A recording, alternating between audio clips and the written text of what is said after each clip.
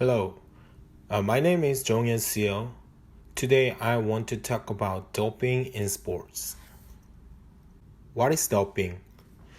Doping takes place when athletes use drugs or other methods to enhance on the field of play.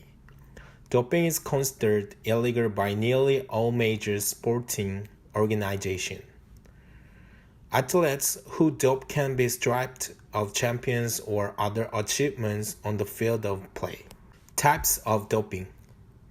PD is steroids, stimulants, creatine. Erythropoietin, EPO, injected substances.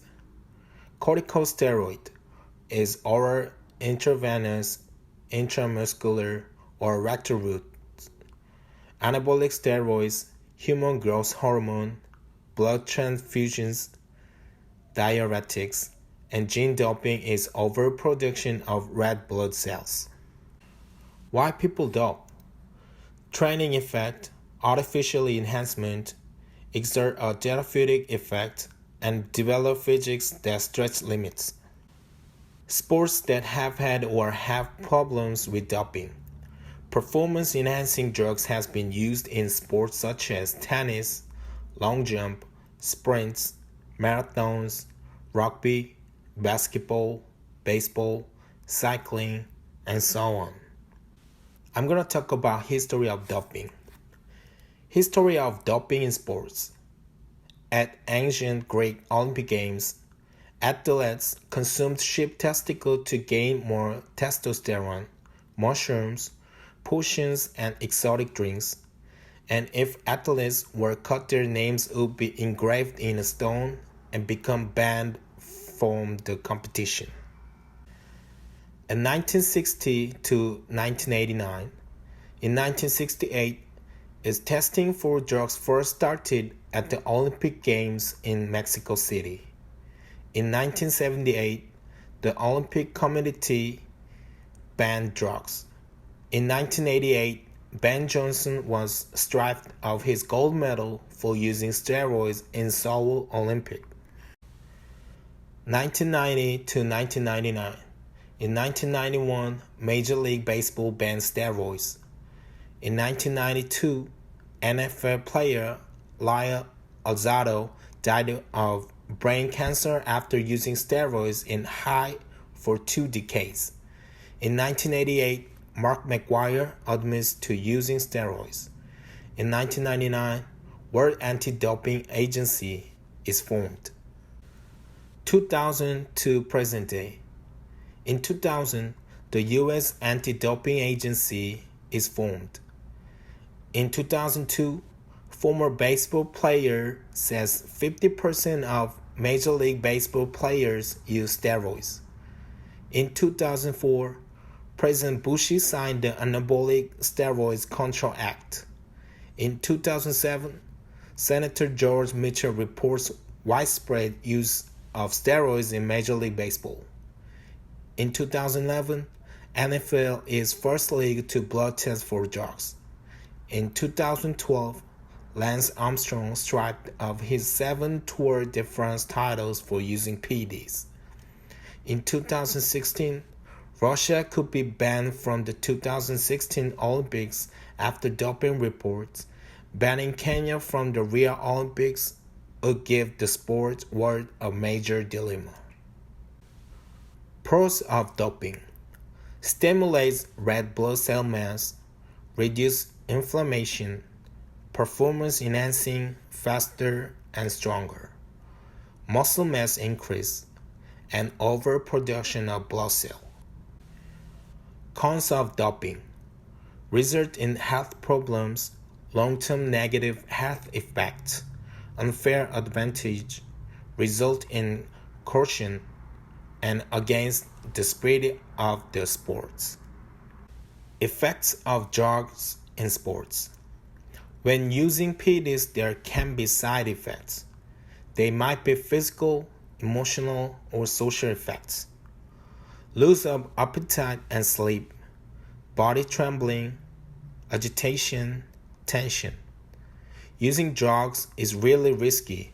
You can use it a lot of time and never have dangerous effects, or you can take products just on time and have wither one.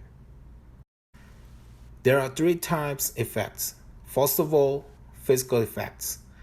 Act, increased body temperature, headaches, fevers, facial hair growth, vomiting, high blood pressure, irregular heartbeat, and so on.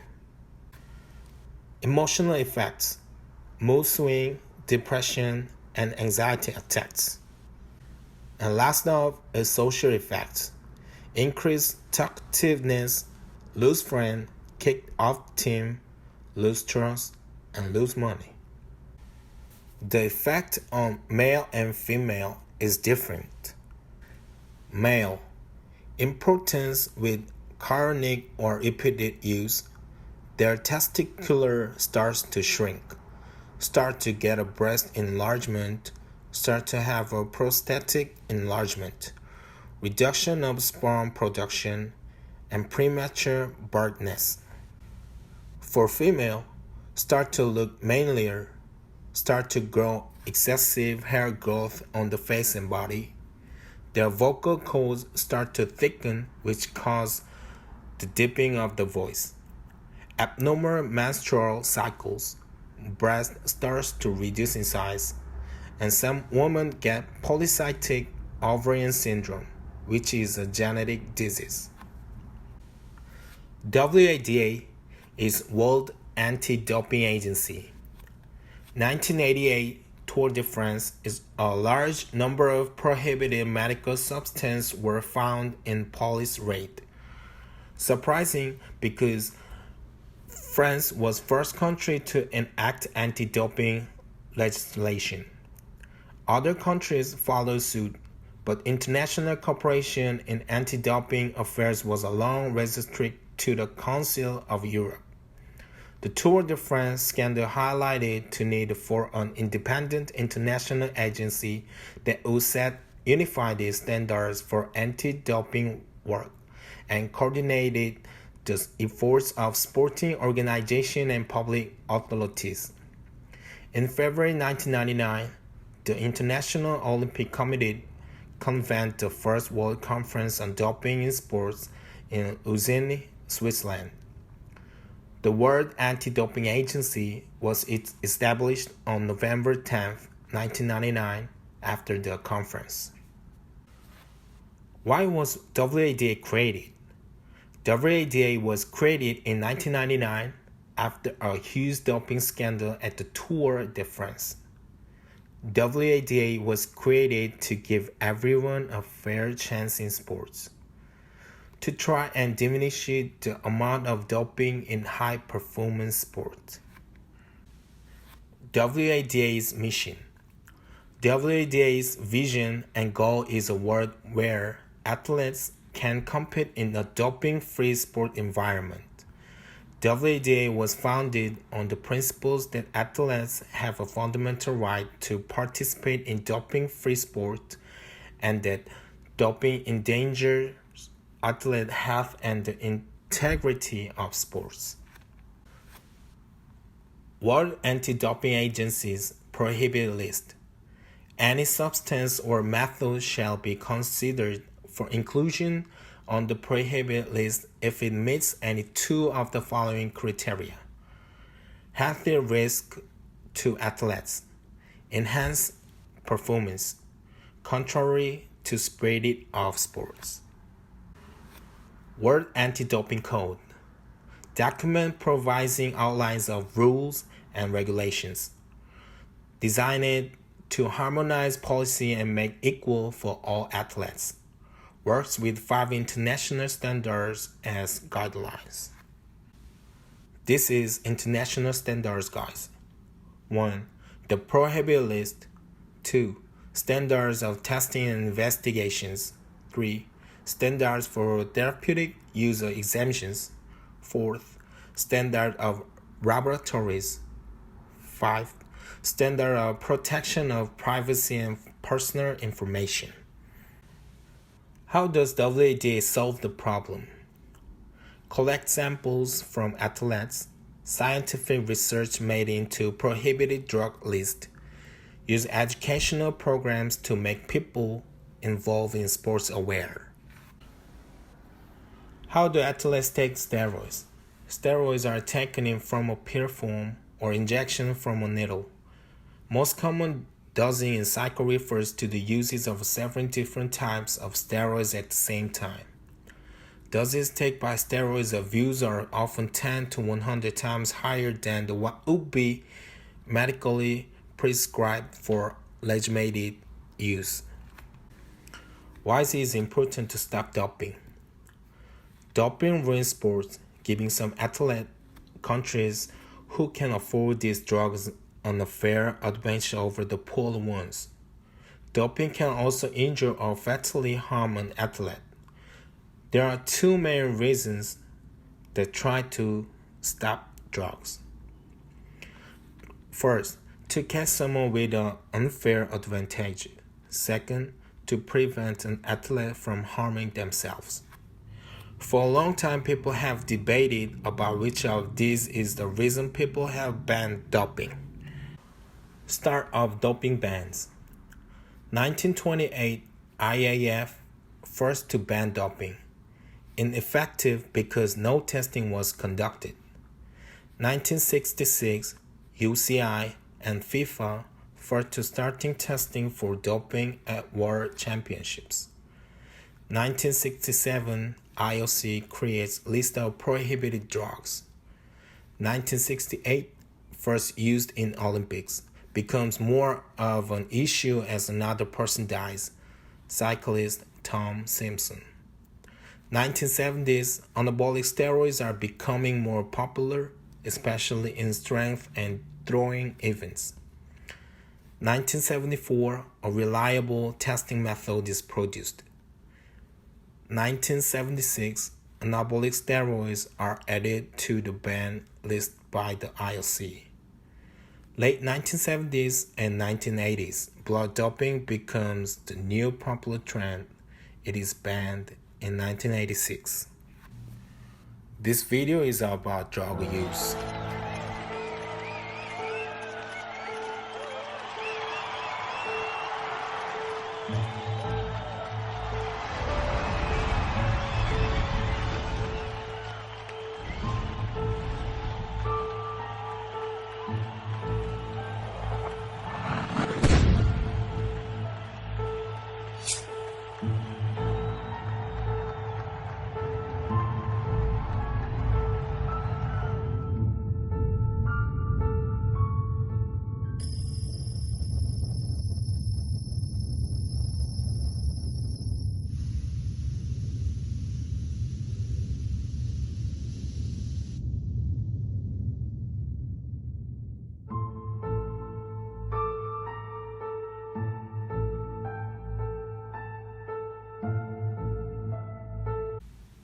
Now I'm going to talk about examples of doping scandal. The first person is Lance Armstrong. Lance Armstrong became a professional with the Motorola cycling team in 1992. This was when Armstrong took his first win in the Tour de France. After recovering from cancer, Armstrong agreed to a contract to race with the U.S. Postal team and earn a salary of $200,000 per year.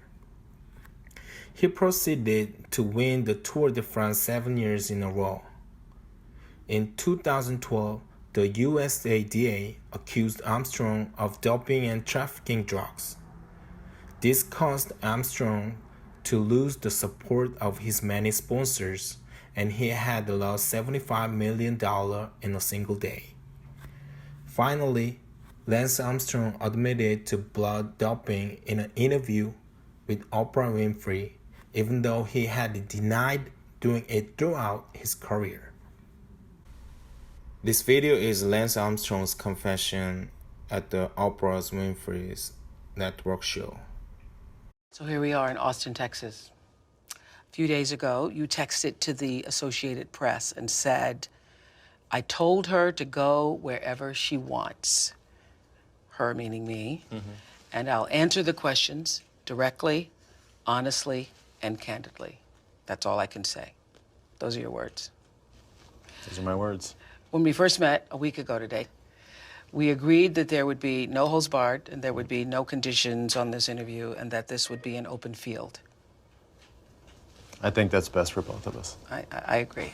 So here we go, open field. So let's start with the questions that people around the world have been waiting for you to answer. And for now, I'd just like a yes or no. Okay. Okay? This whole conversation, we have a lot of time, will be about the details. Yes or no, did you ever take banned substances to enhance your cycling performance? Yes. Yes or no, was one of those banned substances EPO? Yes. Did you ever blood dope or use blood transfusions to enhance your cycling performance? Yes. Did you ever use any other banned substances like testosterone, cortisone, or human growth hormone? Yes. Yes or no? In all 7 of your Tour de France victories, did you ever take banned substances or blood dope? Yes. In your opinion, was it humanly possible to win the Tour de France without doping 7 times in a row? Not in my opinion. So when did you first start doping? We're done with the yes and no's. We're done with the yes and no's. You know, I suppose earlier in my career there was cortisone, and then the EPO generation began. And Began when? for me or for For you, mid-90s. mid-90s.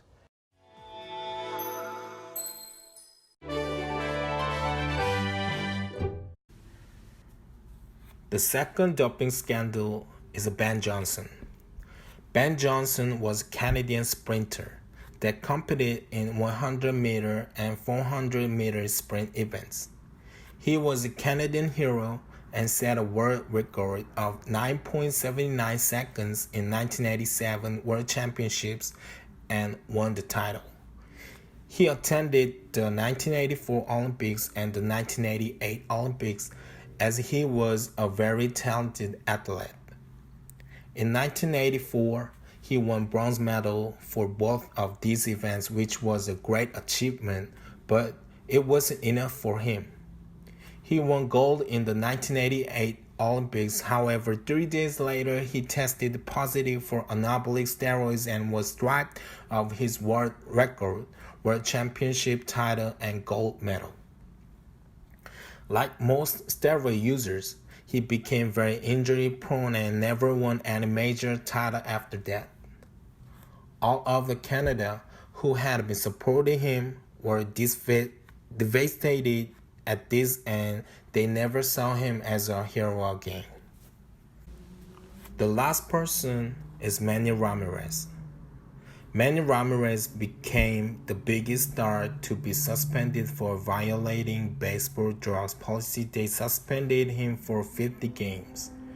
His 28 career postseason home runs are the most by any player in Major League Baseball history. Ramirez has been a fixture in the All-Star game with 12 appearances over the span of his career. Enhancing drug policy for taking human chorionic gonadotropin, a woman's fertility drug typically used by steroid users to restart their body's natural testosterone production as they come off the steroid cycle. Conclusion: doping is still an ongoing controversy. Different drugs produce different effects. While doping is illegal and has many health risks as well as ethical concerns, there are positives to the issue. An increase in entertainment value, providing an equal playing field between athletes, among other benefits, all of which are notable. We have seen many high-profile athletes that have taken drugs, which can show how it can be influence people. Athletes are motivated by extrinsic awards such as money and fame, and to do this they are willing to do whatever it takes. People like WADA are trying to catch people, and it is a vicious cycle because technology is constantly changing and growing. More athletes are being cut, but more are getting away because technology is enhanced. So maybe education is the best way to tell people about the side effects. Thank you for watching my presentation.